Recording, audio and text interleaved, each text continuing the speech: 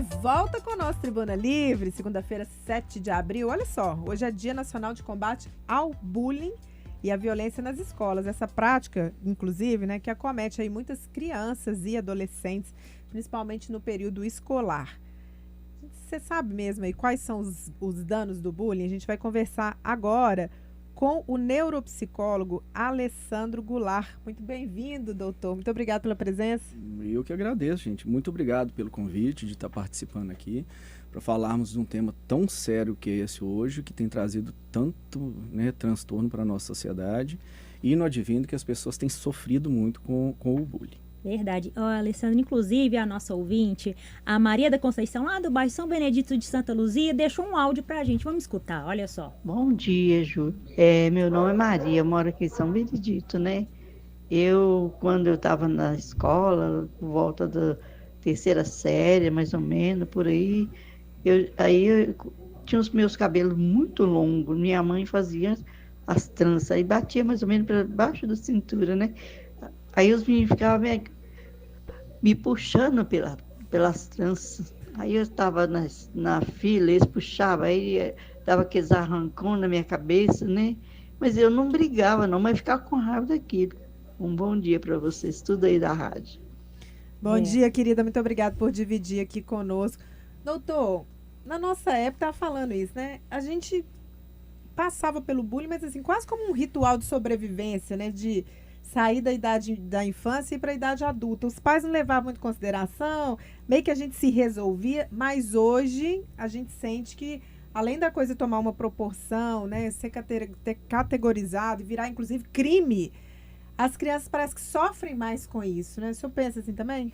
Bom, olha só, como é que é o nome da senhora que acabou de falar? É a Maria da Conceição. Olha só, Maria, tem a ver com insulto ao outro. Provavelmente o cabelo dela devia ser muito bonito. Então, por ser bonito, incomoda o outro do jeito que eu sou. O problema daquela época do bullying para de hoje, que o bullying hoje é sistematizado. Tem as redes sociais. Tanto eu posso ser produtor como consumidor, né, do que se tem da rede social. E nesse momento pode acontecer uma coisa que é muito perigosa. Você se expõe demais. E isso daí eu vou categorizar por conta da diferença que é o que foi, tá? Uhum. E aí o que acontece? Quando as pessoas hoje estão expostas na rede, pode-se também criar condições para que essa pessoa seja exposta, não da maneira como realmente é o fato, mas pode criar toda uma celeuma na vida da pessoa, onde ela pode entrar num estado depressivo tal. E nós estamos falando de um problema que já é uma pandemia no mundo, que é a depressão. Uhum. Uma pessoa dessa que entra em depressão pode, em muitos casos, não sair. Uhum. Então, qual que é o problema que nós estamos na sociedade? Na própria concepção de sociedade. Às vezes, há anos atrás, as pessoas poderiam, elas mesmas, conseguirem resolver aquela condição. Uhum. Hoje, torna-se um problema muito maior porque tem a internet, onde vai se propagar muito mal. Eu digo geralmente para pacientes que é o seguinte, pega uma foto sua, vá na Praça 7 e sai espalhando ela para todos. Deus me livre. Essa é a rede social, sim. Entende? Para que você tem que mostrar tanto? Então, um dos cernes que nós temos hoje de adoecimento e já está categorizado como doença são as redes sociais. Não vejo só para o lado ruim, mas está sendo usado para o lado ruim. Muito bem. E aí o que acontece no caso dessa senhora? Cabelo muito bonito. Quem tem do bullying, a pessoa não consegue de forma alguma aceitar o diferente do outro.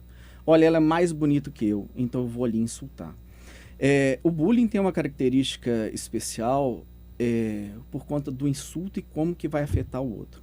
A mesma coisa, às vezes, que pode sofrer o bullying, que é o que você disse, pode impulsionar uma pessoa a ser forte.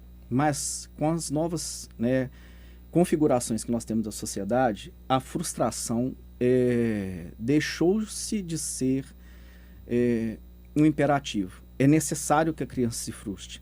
Quantas vezes vocês escutaram da sua mãe ou do seu pai? Não, eu não tenho dinheiro para isso. Mas é muito, hein? Entendeu? E aí, hoje nós temos a sociedade que não se frustra. Então, o limiar é muito baixo. Crianças e adolescentes, às vezes, de uma consideração, olha, você não é bonita nisso, já se pensa em extermínio. Porque o limiar está muito baixo. Isso já vem de uma configuração debaixo da nossa sociedade, da formação dela, da base dela. Ô, Alessandra, a gente pode parar para pensar também que tem a questão da depressão, mas outros transtornos também, como, por exemplo, transtorno de TDAH, autismo, dentre outras coisas. E também a questão de bipolaridade, talvez, que isso possa afetar. Síndrome do pânico, tem várias outras coisas que isso pode afetar, certo? Perfeito. Eu vou tentar responder de uma melhor forma que as pessoas consigam compreender. Transtornos neurais que nós temos, né, de evolução, transtornos de TDAH, o autismo em si, que existem vários graus, antes era síndrome de Asperger, tá? Ainda eu acho que explica bem, saiu um pouco disso, mas quem já está há mais tempo na psicologia, então pessoas neurodivergentes têm essa dificuldade de inclusão. Por quê? Pode ser que alguma matéria ou acompanhamento não seja igual aos outros e essa pessoa vai sofrer bullying por isso. Teve um caso, né, e aí a gente não cita nomes para, né, poupar a pessoa, mas o TDAH e algumas pessoas neurodivergentes, elas têm o direito, né, já por lei, de poderem fazer uma prova em aulas, em uma sala separada, alguma coisa nesse sentido. Muitos não gostam e eles não usam disso porque com medo de sofrerem bullying. Sendo que, qual que é o problema no caso de um TDAH? Ele tem o seu sistema sensorial muito mais ativo que os outros, que não têm neurodivergência. Então, por exemplo, assim como a interseção do TDAH com o autismo é muito grande. Então, por exemplo, nenhum dos dois gostam de som alto, barulhos em si, locais muito cheios, é difícil para eles lidarem. Por conta do próprio funcionamento cerebral. Por exemplo, então, no TDAH, eu estou falando mais de TDAH, gente, porque a gente vê no dia a dia da clínica o tanto que ele sofre. E eu sou especialista no tratamento de TDAH por eletroestimulação transcraniana. Então, o que acontece? É um cérebro hiperativado, é um cérebro cansado do TDAH. Não é porque ele não tem atenção. A atenção que ele não tem do TDAH, por exemplo, é porque ele não consegue manter o foco por conta da exacerbação do funcionamento cerebral que promove com que essa pessoa não consiga concentrar. Ô, doutor, como é que os pais podem perceber, ou o que eles têm que ficar atento por essa questão, né, do bullying, por exemplo, achar que o menino está sofrendo algum bullying ou alguma violência, até esse cyberbullying, o que o senhor indica? O que o pai tem que prestar atenção na conduta do filho? Porque hoje em dia os meninos também estão esquisitos, né? Só fica lá no quarto, a gente tem dificuldade de interagir por causa dessa questão das telas. Mas o que o senhor acha que são os comportamentos padrões que mudam? Como que o pai pode identificar? Né? Acredito piamente. Pai que é antenado no filho sabe quando ele muda. Não tem jeito de errar. Vocês têm filhos? Eu não. Eu tenho. Você tem filhos? Pois é. Seu menino, se eu for um menino, e aí já estou respondendo com isso. Se for um menino que interage, um menino que brinca, no outro dia chega um menino e começa a ficar em casa. Não começa a comer. Era um menino alegre. Pai e mãe que estão antenados com o filho, que estão ali realmente para a educação do filho, sabem quando um filho muda um comportamento. E isso é nítido. Tá? Então, começou a alterar alguma coisa, começou a sair daquele padrão, e eu vou falar uma coisa que é muito importante. Criança é muito boa em perceber e péssima para interpretar. Então, ela percebe muito o que está acontecendo, mas ela não consegue interpretar direito. Então, o que acontece? O que vem com isso? A criança, nesse sentido, ela demonstra através dos comportamentos dela. E aí o pai que está antenado, nesse momento, ele consegue sim perceber.